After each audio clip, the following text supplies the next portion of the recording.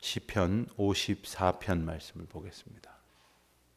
시편 54편 1절로 7절까지의 말씀 우리 다 같이 한 목소리로 봉독하시겠습니다. 시편 54편 1절로 7절까지의 말씀 우리 함께 봉독합니다.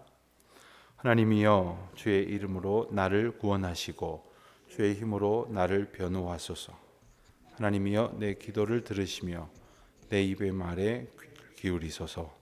낯선 자들이 일어나 나를 치고 포악한 자들이 나의 생명을 수색하며 하나님을 자기 앞에 두지 아니하였음이니이다. 하나님은 나를 돕는 이시며 주께서는 내 생명을 붙들어 주시는 이시니이다. 주께서는 내 원수에게 악으로 갚으시리니 주의 성실하심으로 그들을 멸하소서. 내가 낙헌제로 주께 감사드리리이다. 여호와여, 주의 이름에 감사하오리니 주의 이름이 선하심이니이다. 참으로 주께서는 모든 환난에서 나를 건지시고 내 원수가 보응받는 것을 내 눈이 똑똑히 보게 하셨나이다. 아멘. 오늘 시편도 앞선 52편, 53편과 내일 보게 될 55편에 이어지듯이 또 마찬가지로 다윗의 맞쓰길이라고 하는 그 표제가 달려 있습니다. 다윗이 전하는 지혜의 시, 교훈의 시라는 뜻이 됩니다. 오늘 말씀 가운데에 또 다른 특별한 표제가 붙어 있습니다. 그것은 현악에 맞춘, 인도자를 따라 현악에 맞춘 노래 한 다음에 여러분들 가지신 성경 중에 어떤 성경에는 이렇게 설명이 되어 있을 것입니다. 10사람에게 사울에게 이르러 말하기를 다윗이 우리가 있는 곳에 숨지 아니하였나이까 하던 때에 10사람이 사울에게 이와 같이 말했다 한 그때에 기도한 하나님 앞에 드리는 고백이며 노래이며 기도다 하는 이야기입니다. 우리가 52편 말씀을 보면서 도액이라고 하는 이가 사울에게 다윗이 아히멜렉 제사장 아히멜렉의 집에 왔다고 하는 것을 고자질을 한 일, 그때에 이제 다윗이 시편 52편을 지었다는 말씀을 엊그제 이제 본 적이 있습니다. 54편의 말씀도 그와 비슷한 배경 상황을 가지고 있습니다. 여러분 가지신 성경 사무엘상 23장을 한번 보시겠습니다. 23장을 사무엘상 23장을 보시면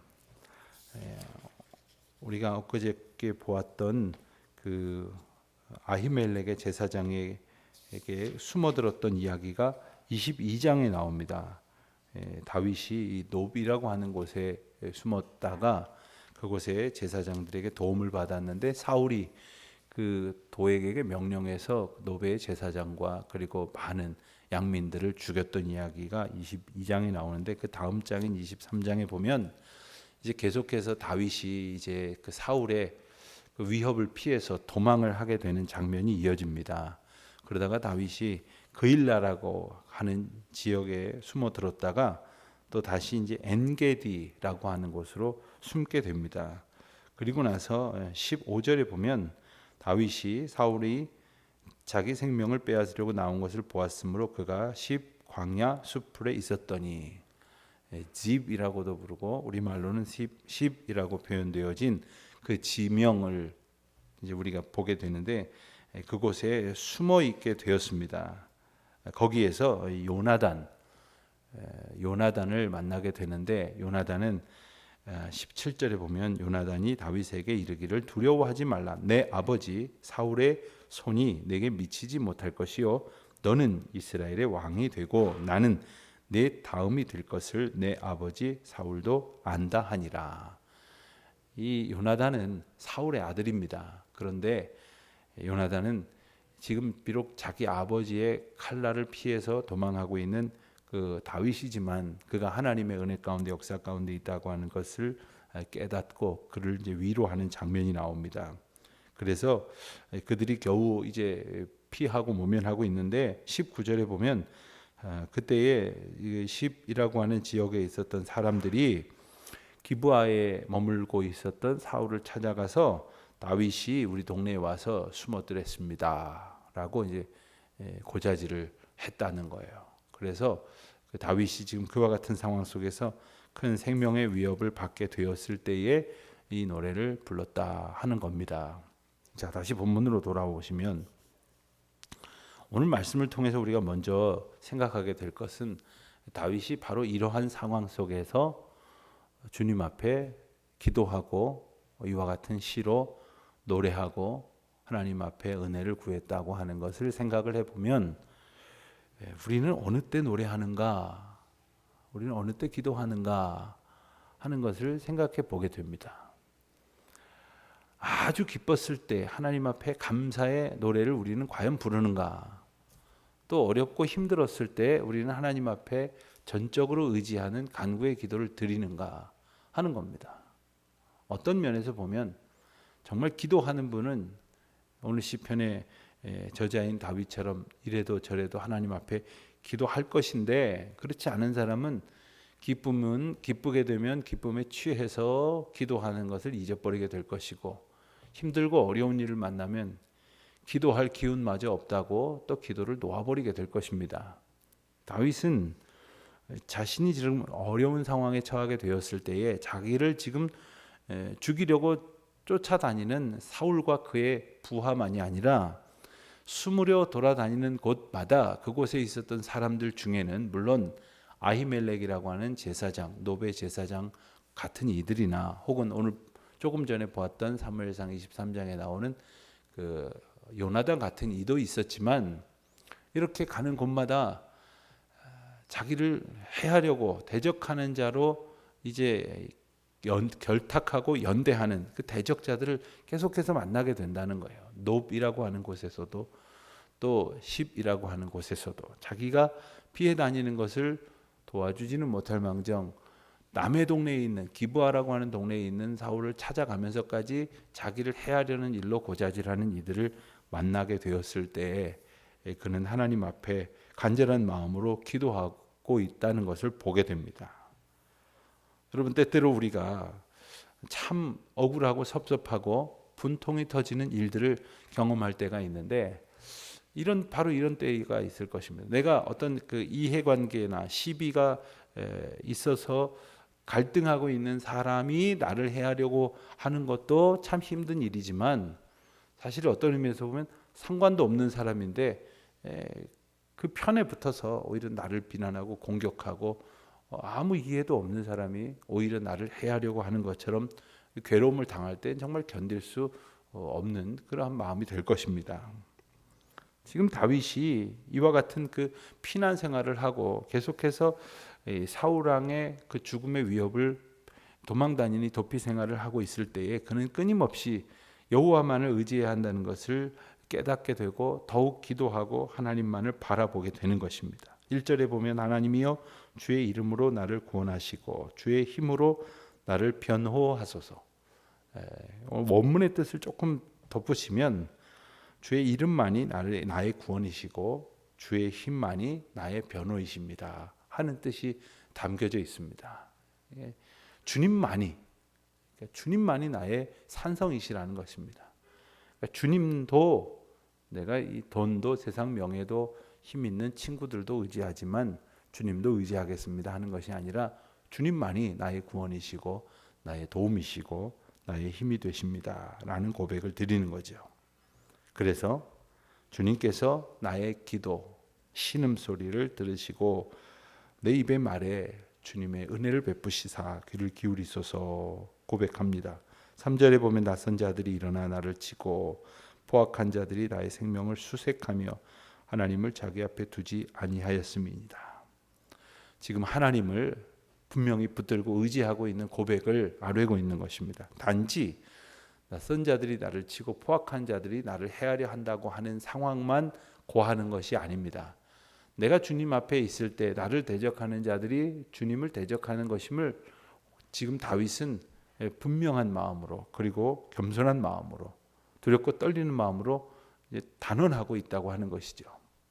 여러분, 주님이 내 편이라고 하는 확신이 없으면, 이와 같은 고백을 결코 할 수 없는 것입니다. 우리가 주님과 함께 있음으로 이러한 기도와 간구를 드릴 수 있는 것이고, 그리고 동시에 내가 살고자 하는 간구보다 내가 더욱 주님의 편에 있겠습니다라는 그러한 결의가 담겨져 있는 고백이라고 할 수 있을 것입니다. 그렇다면 다윗이 고백하는 하나님은 어떤 분이십니까?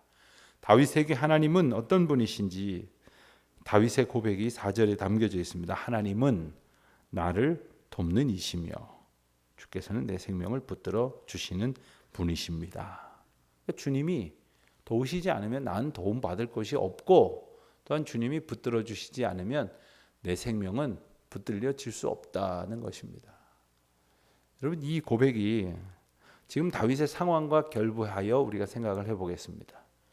이 고백의 하나님이 이 고백과 다른 모습으로 다윗 앞에 인도하셨다고 하면 다윗은 당연히 죽을 수밖에 없는 것이고, 당연히 다윗을 해하려고 하는 이들의 밀고에 넘겨져서 사울 왕의 칼 끝에 놓이게 될 것입니다.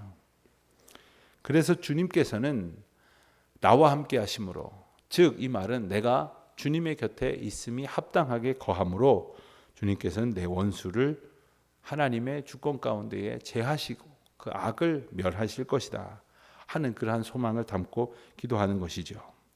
6절에 보면 내가 낙헌제로 주께 제사하리이다. 여호와여 주의 이름에 감사하오리니 주의 이름이 선하심이니이다.